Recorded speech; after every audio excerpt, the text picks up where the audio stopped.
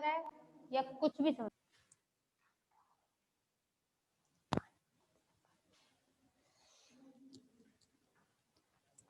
तो ये किसकी संरचना है?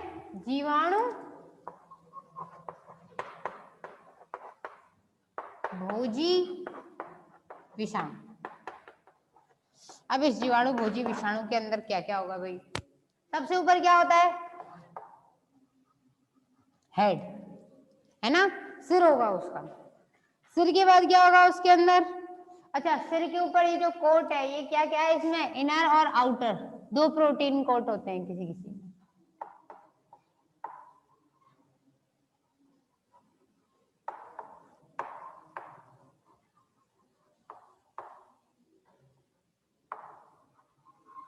Protein coat. फिर इसमें क्या होगा?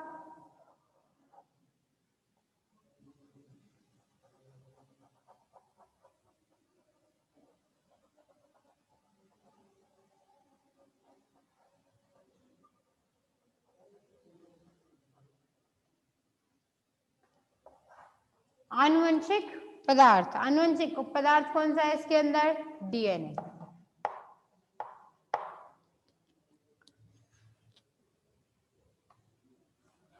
उसके अलावा ये जो हिस्सा है इसे क्या बोलेंगे? कॉलर। ठीक है ना, CO है वो, ठीक है, कॉलर।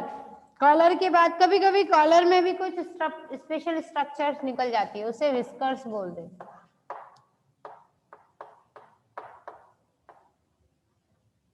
क्या बोलेंगे? विस्कर्स।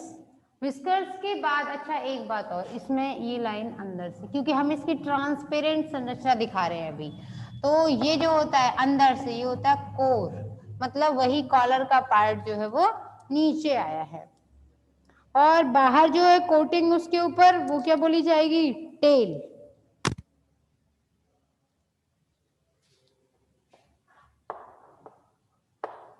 टेल।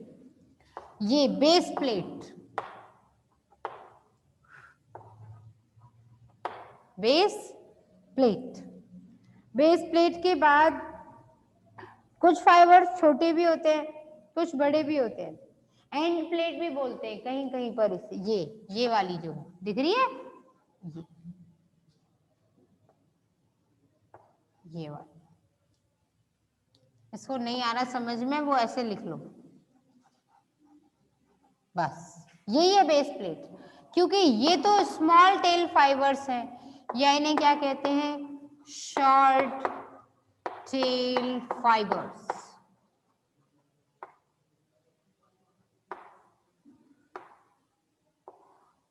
ये वाले, ये 3-4 जो, और ये क्या है? टेल फाइबर्स, बड़े बड़े है ना ये, या उसे क्या बोलेंगे? End plate tell fibres. अच्छा, इसका बेस प्लेट का दूसरा नाम होता है एंड प्लेट, और इसकी संरचना ऐसे होती है।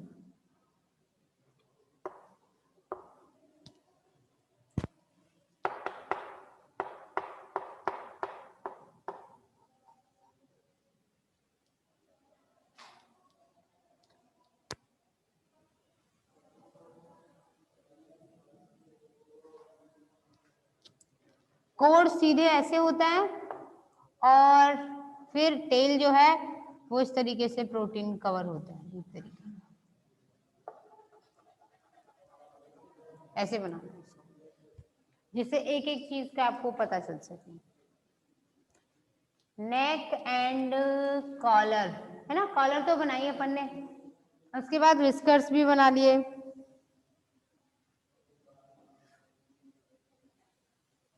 कॉलर की सिचुएशन कुछ ऐसी होती है, तो इसी को कॉलर ना कह के नेक कॉलर कहते हैं, neck and collar.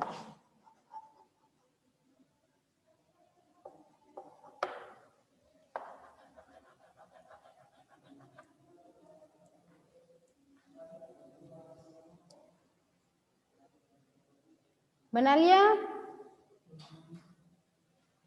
Head, head की संरचना और तरीके से बना लो।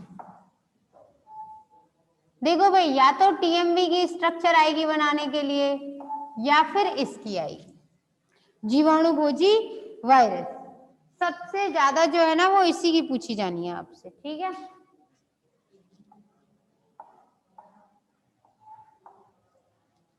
एक मिनट है, इसको ठीक करते हैं।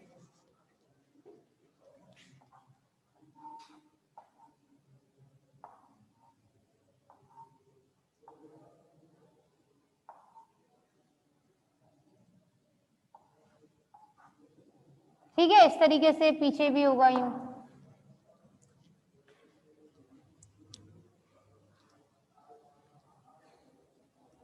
तो ये हो गया क्या इसका, जीवाणु भोजी वायरस की अल्ट्रा स्ट्रक्चर। ये कई बार बनाने के लिए आती है, ठीक है ना। इसके अंदर क्या है, डीएनए, और डीएनए कैसा है इसका, एस डीएनए। एस मतलब सिंगल स्ट्रैंडेड, डीएस होता है डबल स्ट्रैंडेड, लिख लीजिए। एसएस होगा तो सिंगल स्ट्रैंडेड, और डबल स्ट्रैंडेड होगा तो डबल। अच्छा हाँ, इसमें डबल स्टैंडर्ड है ना, इसमें क्या होगा, डबल स्टैंडर्ड। और एक बात, जो कैप्सिड है प्रोटीन का कवर, ये पूरा का पूरा जो कवर है, ये क्या बोला जाएगा, ये डीएनए के अलावा जितना भी ये कवर है, प्रोटीन कोड है। इसके अंदर जनरली केवल प्रोटीन होती है या कुछ मात्रा में कार्बोहाइड्रेट मिल जाएगी, लेकिन लिपिड जो है वो कार्बोहाइड्रेट, प्रोटीन इसमें, लिपिड इसमें ना के बराबर होगी। लिपिड या तो अनुपस्थित ही लिखो, बैक्टीरियोफेज में होती नहीं है लिपिड, प्रोटीन कोड के अंदर नहीं मिलती। अगर इसके भी यूनिट होते तो उसे क्या बोलते फिर, कैप्सोमियर। लेकिन ये अपने आप में पूरी एक ही टाइप की प्रोटीन है, तो क्या बोलेंगे, कैप्सिड। आगे बात करते हैं कि इसका जनन किस तरीके से होता है, ठीक है। ये बैक्टीरियोफेज की स्ट्रक्चर हो गई, बैक्टीरियोफेज कहो या जीवाणु भोजी विषाणु कहो। फेज शब्द कहां से आया, ग्रीक भाषा के एक शब्द फेजिन से आया, जिसका, इसको कई बार कॉलीफेज भी कह देते हैं, जिसका मतलब अविकल्पी परजीवी होता है। अविकल्पी परजीवी मतलब जिसके पास दूसरा कोई विकल्प नहीं है, खाएगा तो जीवाणु को ही खाएगा, नहीं तो किसी को नहीं खाएगा।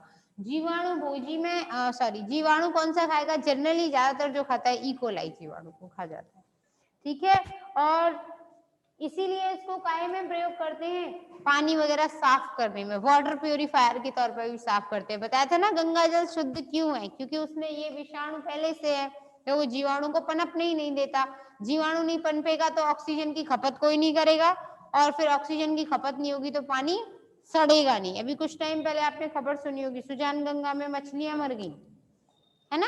तो सुजान गंगा में इतनी सारी मछलियों के मरने का कारण क्या था, वहां पर एल्गल ब्लूम कंडीशन आ गई, मतलब पानी जो है यूट्रिफिकेशन, सड़ गया पानी, तालाब सड़ने लग गया था। सड़ कैसे गया वो, उसके अंदर इतना कचरा वगैरह, ब्रेड वगैरह सब कुछ जा रहा है ना, तो उसकी वजह से उसमें सफोकेशन की कंडीशन हो गई। यानी कि भाई जब ब्रेड वगैरह आप डालोगे पानी के अंदर तो जीवाणु से खाएंगे, तो जीवाणु से खाने के बाद क्या करेंगे, ऊर्जा लेंगे ना, मतलब एटीपी बनाएंगे। एटीपी कब बनती है, ऑक्सीजन की उपस्थिति में। कार्बोहाइड्रेट ही तो एटीपी बनाएगी, माइटोकॉन्ड्रिया में पढ़ा होगा आप लोगों ने में, ठीक है। जीवाणु के पास माइटोकॉन्ड्रिया नहीं है क्योंकि वो प्रोकैरियोटिक कोशिका है, तो फिर उसके पास क्या होता है, मीजोसोम। अभी जब बैक्टीरियोलॉजी पढ़ोगी तब उसमें क्लियर समझ में आएगा आप लोगों को।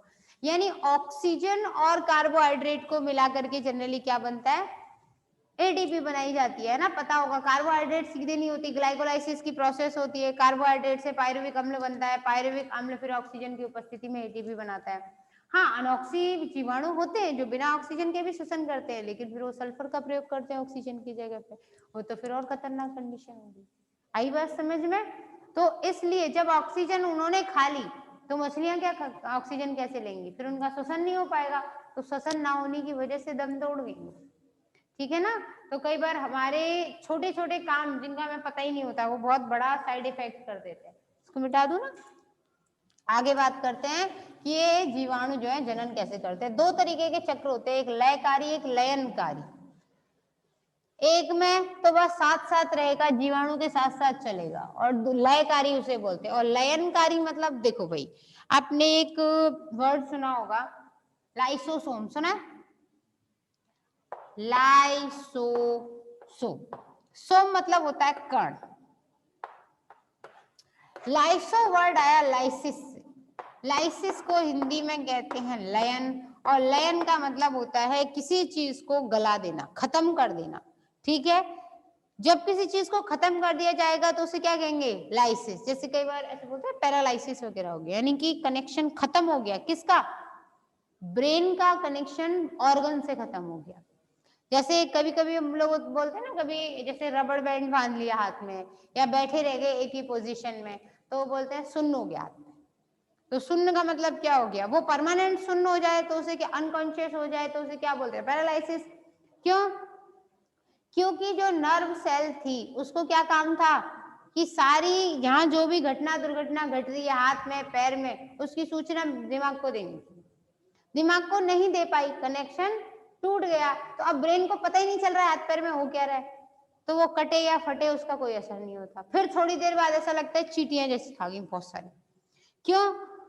क्योंकि अब धीरे धीरे उसमें ब्लड सर्कुलेशन पहुंचेगा, जब ब्लड सर्कुलेशन फिर से होगा उस ऑर्गन पे, वहां की नर्व फिर से एक्टिव होगी, जब फिर से एक्टिव होगी तो इलेक्ट्रॉन बहुत तेजी से दौड़ेंगे, तो वो कई बार बहुत ज्यादा पावर कंडीशन हो जाती है, पावरफुल, तो वो इलेक्ट्रिसिटी करंट जैसा महसूस होने लग जाता है उनको, ठीक है? तो लगता है ऐसा चींटियां चल रही है, जबकि चींटियां नहीं चलती हैं उसमें, ठीक है? वो इलेक्ट्रॉन भाग दौड़ कर रहे हैं और वो हमें महसूस होने लग जाता है, क्योंकि बहुत देर से खून रुका हुआ था, एकदम से सुचारू हो गया वो। अब आ गई बात समझ में? तो बॉटनी में कभी कभी जूलॉजी एंटर हो जाती है, एक होता है, ठीक है? क्योंकि बॉटनी पढ़ाएंगे तो जूलॉजी वाले ही ना, मतलब जूलॉजी में कौन आता है? ह्यूमन, तो ह्यूमन ही तो पढ़ाएगा पेड़ पौधों को। आम का पेड़ खुद थोड़ी बताएगा हेलो आई एम मैंगो, ऐसे करके नहीं पढ़ाएगा ना वो, आम को पता ही नहीं है कि वो मैंगो है। चलो ठीक है, आगे बात करते हैं विषाणु में जनन।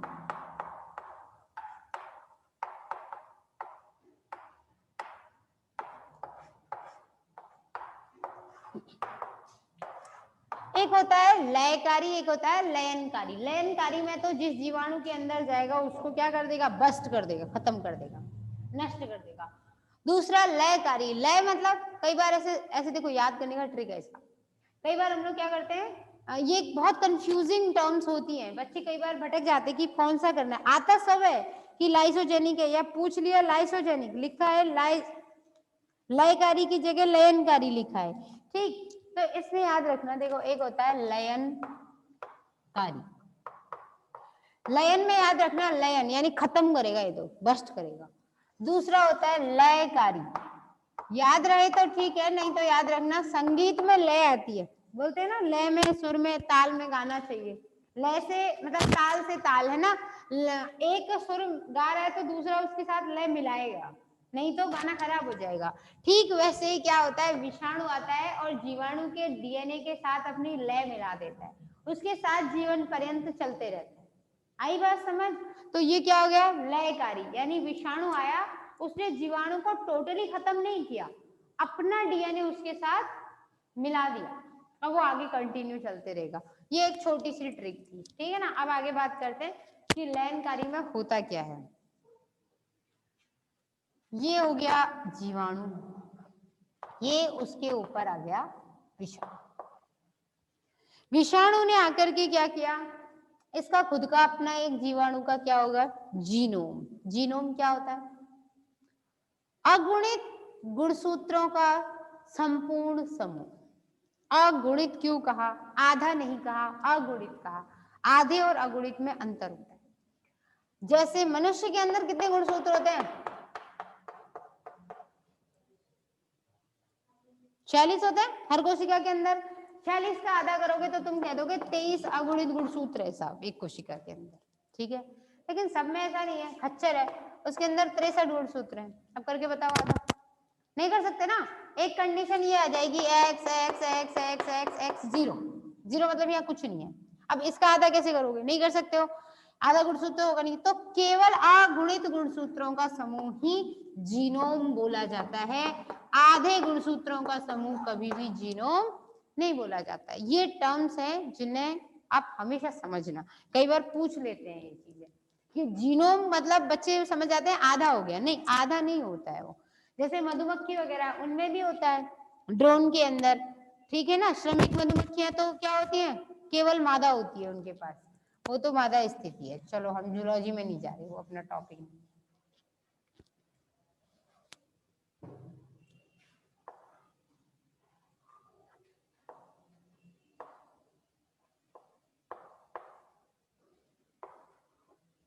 अब इसने क्या किया, यहाँ इसका डीएनए था, ये अपने डीएनए को क्या करेगा, उस कॉलर और कोर के माध्यम से नीचे उतार देगा, यानी कि जीवाणु के अंदर पहुंचा देगा।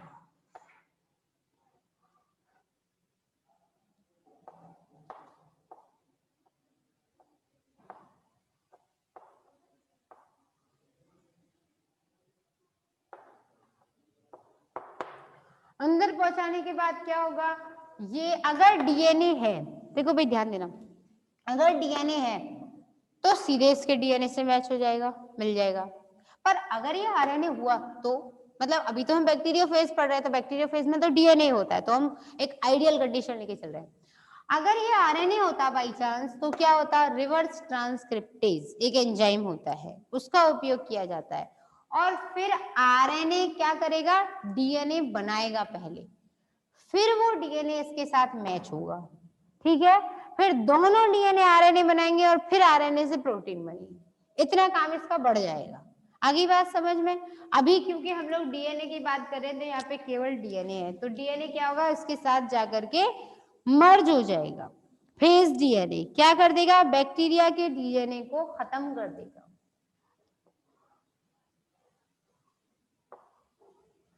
उसमें जाकर के खुद बैठ गया। और उसके बाद ये क्या करेगा, एंजाइमों का उपयोग करेगा। इसका खुद का डीएनए तो उसने क्या कर दिया, उसमें मर्ज हुआ और खत्म कर दिया। खत्म करने के बाद यहाँ जितने भी एंजाइम्स हैं उनका प्रयोग किया, और एंजाइमों का प्रयोग करके डीएनए से क्या बनेगा, आरएनए, और आरएनए से क्या बनेगा, प्रोटीन। लेकिन डीएनए कौन सा है, फेज का, तो जो प्रोटीन बनेगी वो कौन सी बनेगी, फेज की, यानी बैक्टीरिया की खुद की प्रोटीन नहीं बनेगी। ऐसा ही कैंसर कंडीशन में भी होता है, जो वायरस आया वो अपनी कॉपी पे कॉपी बनाने लग जाता है, कोशिकाओं की वृद्धि करने लग जाता है, और वो कोशिकाएं, जब ज्यादा कोशिकाएं बनेंगी तो ज्यादा एंजाइम चाहिए। एंजाइम क्या होती है, प्रोटीन, उसके लिए भी क्या चाहिए, एटीपी। तो इसलिए कैंसर की कंडीशन में क्या हो जाता है, कमजोरी आ जाती है, ठीक है ना, कोशिकाएं लगातार अतिवृद्धि कर देती हैं। तो अब उसके बाद क्या होगा, ये इस तरीके के कंपोनेंट बनाएगा,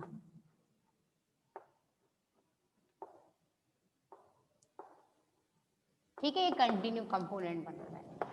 ये कंपोनेंट बनने के बाद फिर क्या होगा, ये डीएनए जो है ना, और अभी ऐसे डीएनए की प्रतिकृतिकरण भी होगी, तो इसमें इस तरीके से बहुत सारे ये डीएनए और ये इसकी कॉपी, ये डीएनए और ये, फिर क्या होगा, ये एक दूसरे के साथ ऐसे मर्ज होते चले जाएंगे, और इसमें बहुत सारे ऐसे जीवाणु भोजी विषाणु बन जाते हैं।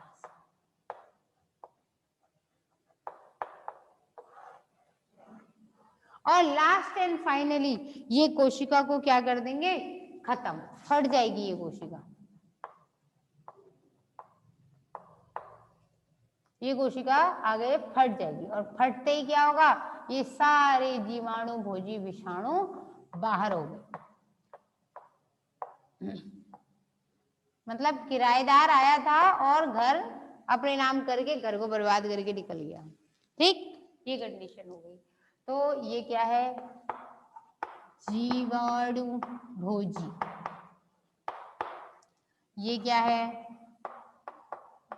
जीवाणु। जीवाणु क्या है यहाँ पर, होस्ट, यानी कि होस्ट को क्या कहते हैं, परपोषी। ये क्या है, परजीवी। ये क्या है, जीवाणु जीनोम या बैक्टीरियल, चलो ठीक है, इसमें लिखो जीवाणु डीएनए। और ये क्या है, फेज। फेज मतलब क्या होता है, भोजी। भोजी मतलब भोजन करने वाला, भक्षण करने वाला, भोजी डीएनए।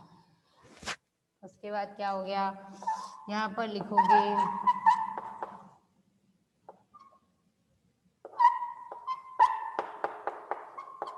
जीवाणु डीएनए खत्म हो गया।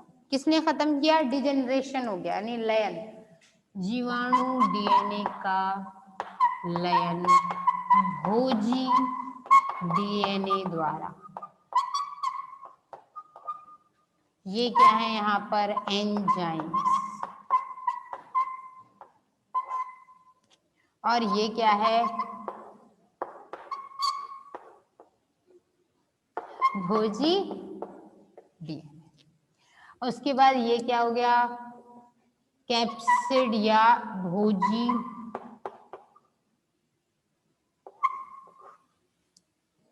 भोजी घटक निर्माण, यानी जीवाणु भोजी के जो कंपोनेंट्स हैं उनका निर्माण हो जाएगा। ठीक है, उसके बाद पूरा जीनोम निर्माण भी होगा। और जीनोम निर्माण होने के साथ साथ संपूर्ण, अच्छा एक मिनट, हाँ इसमें ये यहाँ आएगा, यहाँ हो जाएगा जीनोम निर्माण, यहाँ होगा ये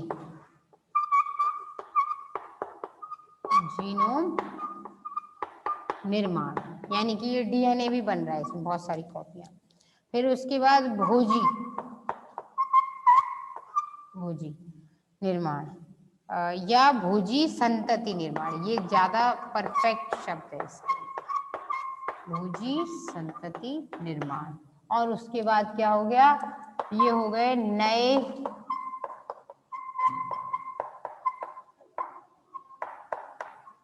जीवाणु भोजी, और ये हो गया जीवाणु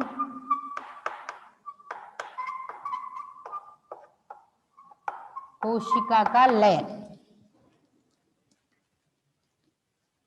ये हो गया लयनकारी, ठीक है ना। और लयनकारी को अंग्रेजी में क्या कहते हैं, लाइटिक साइकिल।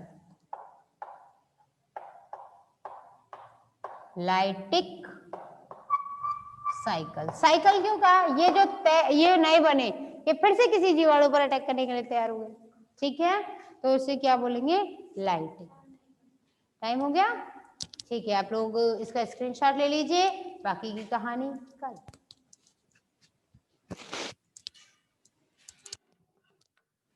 भाई तारते रहो तुम लोग, कोई डाउट हो तो पूछ लो, बाकी का लय कार्य जो है वो कल।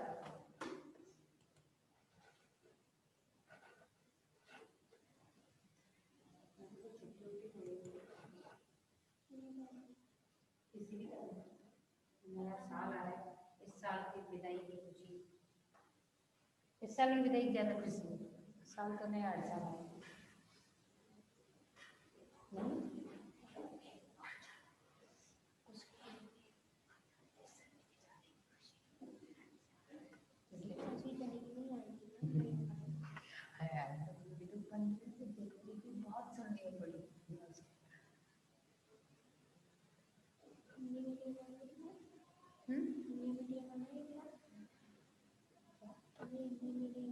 हाँ BSc first year Hindi medium वो लिख रहा है, मैं इसलिए लिख रोज डेट वाइज, इससे आप लोगों को कोई दिक्कत नहीं, कैमरे में ही पता चल जाएगा आपको क्लास का कौन से दिन की हो।